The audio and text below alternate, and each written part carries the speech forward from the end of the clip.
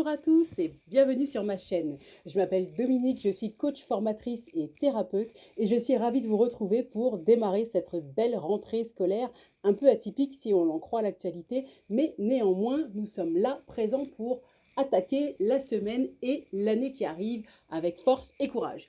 C'est parti. Alors aujourd'hui nous allons parler d'un élément, d'un outil très important et très utile qui s'appelle la matrice d'Eisenhower. Qu'est-ce que c'est que cette chose?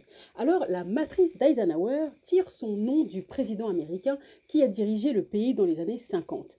Alors, on a utilisé le nom de ce président parce qu'il était redoutablement efficace dans la gestion de son temps et dans la direction qu'il avait pour gérer le pays.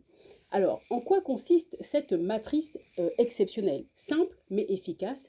Elle réside dans deux choses: ce qui est urgent et ce qui est important.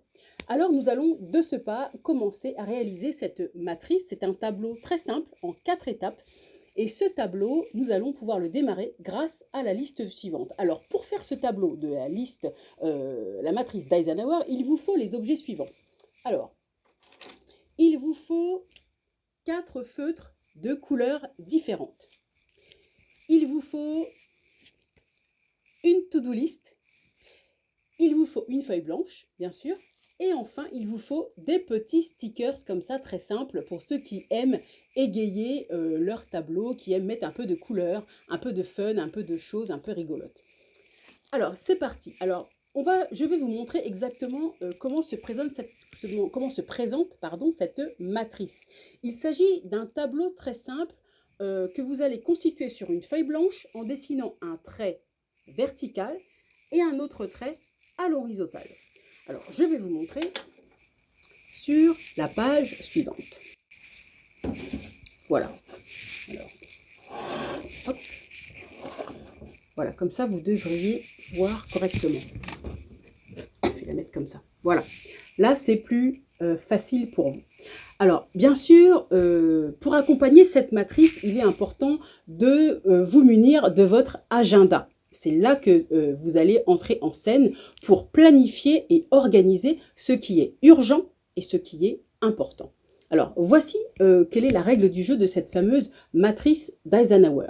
On va dans un premier temps choisir une couleur. Alors moi, j'ai choisi le rouge pour la catégorie de tout ce qui est important et urgent. Alors, vous allez utiliser votre to-do list, celle dont je vous parlais tout à l'heure, et vous allez prendre les éléments de votre to-do list et noter ce qui vous semble absolument important et urgent. Vous allez reprendre chaque élément de votre liste qui est important et urgent, strictement, et vous allez les noter, soit à la main, soit sur votre ordinateur directement si vous êtes connecté.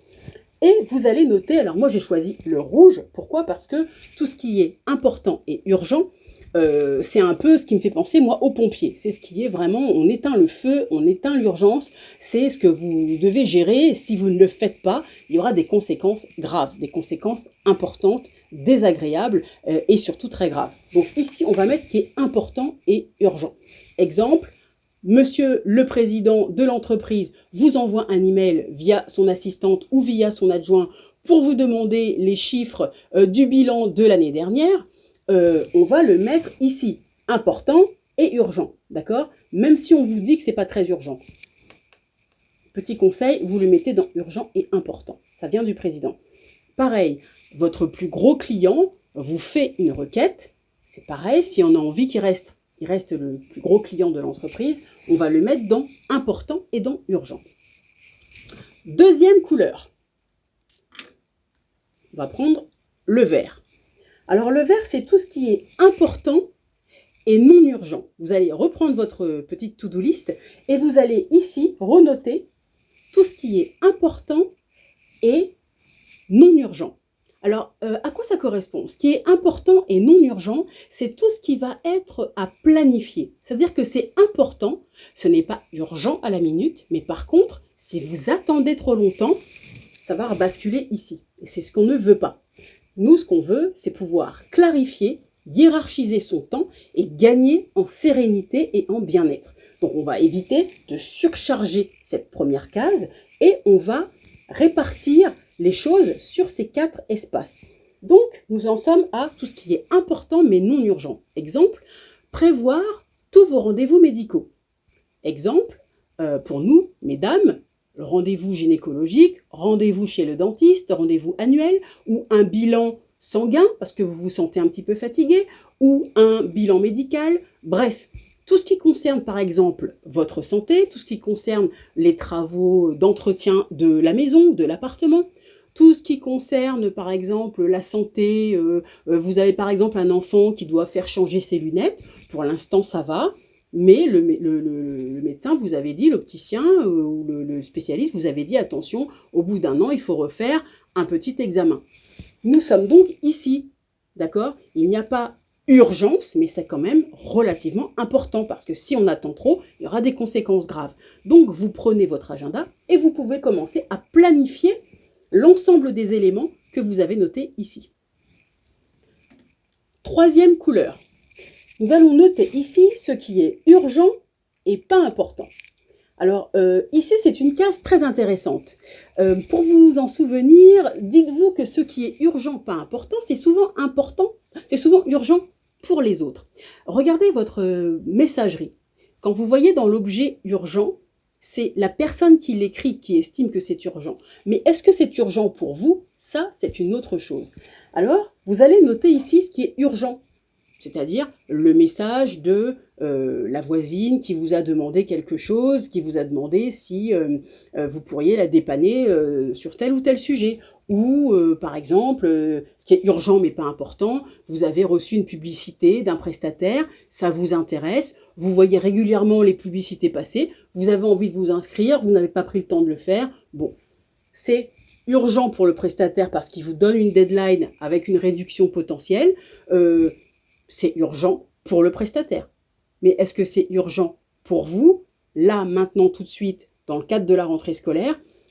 Ce n'est pas forcément le cas. Mais vous allez pouvoir le noter ici. C'est urgent si vous voulez en bénéficier, mais ce n'est pas important, ce n'est pas vital, c'est secondaire. Donc on va pouvoir noter ici tout ce qui est urgent, mais pas spécialement important.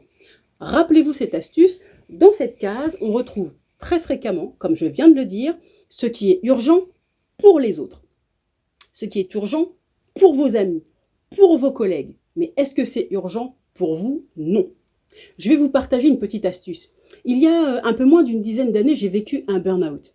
Et ce burn-out professionnel était relativement compliqué à vivre parce que j'ai mis presque 9 mois à récupérer. Je vous expliquerai l'histoire dans une autre vidéo.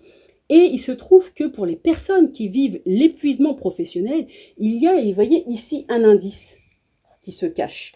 C'est souvent ce qui est urgent pour les autres qui devient votre urgence. Alors vous allez me dire, bah oui, mais je suis rémunéré pour gérer les dossiers. Peut-être, mais vous n'êtes pas rémunéré pour gérer la mauvaise organisation des autres. Que ce soit le manager, que ce soit vos collègues, que ce soit vos collatéraux, ou que ce soit des personnes eux-mêmes en plus haut lieu. Ce qui est urgent pour l'autre n'est pas urgent pour vous. Si vous laissez trop de gens autour de vous, si vous laissez trop de personnes autour de vous, estimez que leur urgence devient votre urgence, vous vous chargez inutilement de choses qui ne vous appartiennent pas. Et c'est là que vous êtes en alerte rouge et c'est le début de l'épuisement, c'est le début de la fatigue émotionnelle et c'est comme ça qu'on tombe en burn-out. Ça, plus un certain nombre d'éléments dont je vous parlerai dans une autre vidéo. Donc méfiez-vous de cette case-là. Tout ce qui est urgent, mais pas et non important, c'est urgent pour l'autre. Reposez-vous la question, c'est urgent, mais est-ce que c'est urgent pour moi? Et si je ne le fais pas, quelles seront les conséquences? Si les conséquences sont graves, ça veut dire que l'élément que vous avez mis ici doit être là ou là, s'il y a des conséquences graves. Ici, posez-vous la question, y a-t-il une urgence? Enfin, l'urgence est de l'autre côté, mais si je ne réalise pas l'urgence de telle ou telle personne, quelles seront les conséquences? D'accord? Si ma belle-mère exige que je vienne ce week-end chez elle, y a-t-il une urgence? D'accord? Enfin, ici, nous avons la dernière case, ni urgent, ni important. Alors ici, c'est une case évidemment très intéressante parce qu'elle contient les éléments qui ne se trouvent pas dans les 3 autres. Alors, ce qui est ni urgent ni important, eh bien, c'est tout le reste. C'est un peu les petites choses qu'on espère faire tous les ans. C'est un peu les bonnes résolutions. Je dois faire du sport, je dois m'inscrire, je dois faire ci, je dois faire ça. Et finalement, on ne le fait pas. Alors, on le met pour avoir bonne conscience dans notre to-do list, mais finalement, ça vient faire surcharger inutilement votre agenda et surtout, ça vient ajouter de la charge mentale et c'est encore ce que nous refusons. Donc, pour éviter de vous charger inutilement le cerveau, notez tout ce qui est ni urgent ni important ici et en général, c'est ce qui va partir très très loin dans l'univers. Sauf si vous avez décidé cette année de lui donner de l'importance et de le mettre au premier plan, auquel cas c'est à vous de vous organiser et de le mettre dans une autre case. En utilisant cette matrice d'Eisenhower, vous allez voir, vous allez gagner du temps, gagner en sérénité et gagner en organisation. C'est un outil que j'utilise régulièrement pour organiser mon temps et également pour travailler lorsque je travaille avec mes clients ou quand je dois prendre des décisions pour organiser ma semaine ou organiser mon mois. Les rendez-vous, vous avez des listes de rendez-vous, des to-do list, des choses, des choses à faire et des personnes à rencontrer, mais tout le monde n'est pas à mettre au premier plan. Je reprends la fameuse matrice. La cause du burn-out, c'est aussi ici. Si vous mettez tout le monde et tous les projets dans important et urgent, vous n'allez pas finir l'année. C'est pour ça que c'est très important, ici, ce que vous estimez être important et urgent, vérifiez qu'il s'agit bien de vos besoins. Vérifiez qu'il s'agit bien de vous et non d'une autre personne, d'une autre corporation. Les urgences des autres, ce sont les urgences des autres. Et ensuite, si les urgences des autres ont une implication dans votre vie, prenez votre agenda et organisez-vous. Alors, en ce qui concerne les agendas, il existe ce qu'on appelle en anglais des planners. On les trouve dans beaucoup de commerces. Alors là, c'est la saison, c'est la période, c'est parfait pour la rentrée. Dans tous les commerces, toutes les papeteries, vous trouvez ce type de petit planner. Alors, si vous êtes à l'aise en informatique et que vous gérez tout sur un agenda électronique, c'est parfait aussi. Personnellement, moi, je préfère utiliser le papier parce que ça me permet de mieux travailler ma mémoire et de procéder à des choses plus claires dans ma manière de fonctionner. Mais le travail est le même. Donc, vous pouvez utiliser ces petits planners. Ce sont donc des petites maquettes toutes faites. Je vais vous en montrer plusieurs. Alors, il y a celle-ci, vous voyez, qui correspond à un petit planner avec le week-end. Préférez ceux qui incluent les week-ends. C'est quand même plus simple, plus pratique, parce que le week-end, ce n'est pas parce que vous ne travaillez pas, pour la plupart d'entre vous, que vous n'avez pas des choses à planifier. Et sachez aussi que, pour la petite astuce, le repos se planifie. Beaucoup d'entre nous ne prévoyons pas d'espace de repos. Donc, vous pouvez écrire sur votre papier, sur votre agenda, repos. D'accord? Alors, il y a ce type de petit format très pratique. Vous avez aussi ce système de planeur, donc sous forme de semaine, hein, semainier. Ce sont des petits blocs-notes pré-imprimés que l'on trouve dans le commerce. Et vous les trouvez sous différents formats. Alors j'avais trouvé ce petit schéma un peu léopard.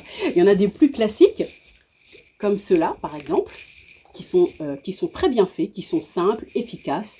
Et vous pouvez ensuite, selon vos goûts, selon votre manière de travailler, et puis si vous avez envie de les partager avec des personnes qui travaillent avec vous, par exemple, vous pouviez très bien les égayer, vous voyez, comme je vous disais tout à l'heure, avec des petits personnages, des petits animaux, des petites pastilles autocollantes, et vous pouvez les égayer avec des petits, vous voyez, des petits smileys comme ça, comme on les utilise quand on est chef de projet. J'ai été 15 ans assistante de direction au sein d'un grand groupe financier et je peux vous assurer que la planification des tâches, c'est la clé pour s'en sortir. Quand on reçoit des informations qui arrivent de partout, il est important d'avoir un tableau de bord. On n'imagine pas un pilote d'avion démarrer son avion sans avoir un tableau de bord. Ça paraît inimaginable. C'est pourtant ce que nous faisons dans la plupart des cas lorsque nous sommes débordés. Alors voilà. Vous avez toutes les petites astuces pour démarrer cette rentrée en étant au top de votre organisation. Prévoyez du temps pour vous, prévoyez du temps pour les autres si c'est possible. Sinon, organisez du temps de manière différente. Pensez à vous. Et j'espère que cette vidéo vous aura apporté plein d'informations sympathiques et efficaces pour votre rentrée.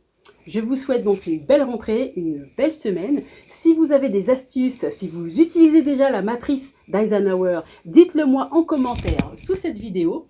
Dites-moi tout, ça m'intéresse. Et si vous avez des questions, posez-moi des questions et on fera un petit atelier en live, soit sur le thème de la famille, soit sur le domaine professionnel. J'espère que cette vidéo vous aura plu. Je vous souhaite une excellente utilisation de la matrice d'Eisenhower pour tout ce qui concerne la gestion du temps et la hiérarchisation des tâches. Soyez sûr de vous, plus vous utiliserez cette matrice et plus vous allez développer la confiance en soi et l'estime de soi. Pour terminer, n'oubliez pas de vous offrir un petit cadeau lorsque vous aurez réalisé votre tâche, votre to-do list bien organisée. Prévoyez-vous un espace-temps pour vous avec un cadeau. Ça peut être le fait de vous offrir un beau film, une belle après-midi de repos devant un film, devant une série. Ça peut être sortir au cinéma, ça peut être vous offrir un massage ou un bon livre ou encore un restaurant si vous pouvez sortir en ce moment, ou vous offrir un espace-temps dans un parc, dans un jardin. Enfin bref, tout ce que vous n'avez peut-être pas l'occasion de vous offrir, c'est le moment de le conscientiser et de l'inscrire dans votre tableau de bord. À très bientôt, belle rentrée à vous. Si vous n'êtes pas encore abonné, vous pouvez vous abonner sur ma page et je vous alerterai des prochaines vidéos où je vous raconterai un peu mon parcours atypique de coach formatrice, thérapeute. J'ai eu plusieurs métiers dans ma vie, j'ai vécu des choses extraordinaires, aussi bien sur le plan professionnel, personnel que spirituel, et j'aurai vraiment beaucoup de bonheur à le partager avec vous. Je vous dis à très bientôt, n'oubliez pas de vous abonner et n'essayez pas de faire tout de suite maintenant pour tout le monde. N'oubliez pas la matrice d'Eisenhower. À très bientôt et bonne semaine et bonne rentrée.